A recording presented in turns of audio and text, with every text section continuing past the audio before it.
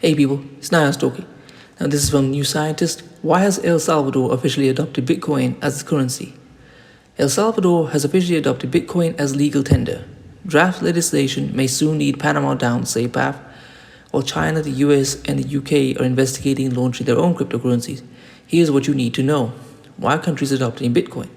President Nayib Bukele hopes Bitcoin will alleviate El Salvador's prickliest economic problems. Citizens sending money home from abroad account for up to a fifth of the country's GDP, but they have to pay high transaction costs. And 70% of people have no bank account. Bitcoin enables quick, cheap payments across borders and doesn't require banks. Every El Salvadoran has been gifted $30 in Bitcoin. The US dollar is the nation's other official currency and can now shop or pay their taxes with it. Companies must accept it by law, but are permitted to instantly swap all Bitcoins to dollars once received. A Panamanian congressman has now proposed legislation that would see the country follow in El Salvador's footsteps. Will it work? There will be hurdles as Bitcoin isn't simple to use. While many in El Salvador were posting their successful Bitcoin purchases on social media, others were marching the streets in protest.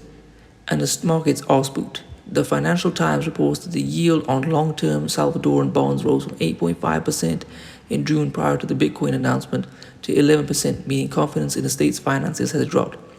Bitcoin itself is also volatile.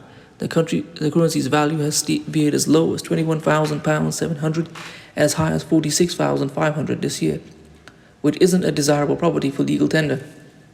A company accepting Bitcoin payments may find that the value of the currency has dropped when it's time to buy new stock. Will many other countries follow suit? In a word, no. It's extremely unlikely that any major economy would back a cryptocurrency like Bitcoin, which cannot be controlled by a central bank and was created by a secretive cryptographer. But we're likely to see central banks around the world launching their own digital currencies, combining benefits of cryptocurrencies and traditional money. Financial consulting firm PwC published a report earlier this year on the so-called central bank digital currencies, CBDCs. The report claims that 60 governments are currently working on one, and that 88% of them are basing them on blockchains. The technology behind Bitcoin, though not all CBDCs will be cryptocurrencies. How have any countries started using CBDCs yet?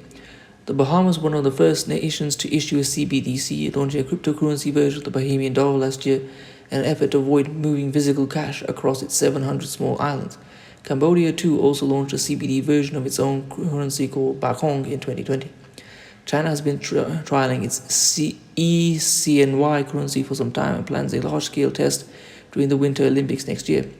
The UN has 2 programs running to investigate a digital dollar, and the Bank of England is talking to banks and members of the public to decide what its own digital currency should look like. How does a CBDC work? Unlike a decentralized cryptocurrency, which is controlled by no single organization, a central bank would manage a CBDC, but it retains some of the benefits of cryptocurrency, such as simple transfers of large sums, the ability to do away with physical cash, and audit trail to crack down on corruption and tax evasion. But while cryptocurrencies like Bitcoin have hard-coded limits on the number of coins that will ever exist, a CBDC could be created from thin air by central banks with quantitative easing, just as with traditional currencies, something Bitcoin advocates say is a major downside. Anyway, please comment, rate, share, and subscribe. If you want to support this channel, I'll leave my Cash App in the description. If you want to follow me on Instagram, I'll leave it there as well. If you buy one of my t-shirts, I'll leave it there as well. Peace.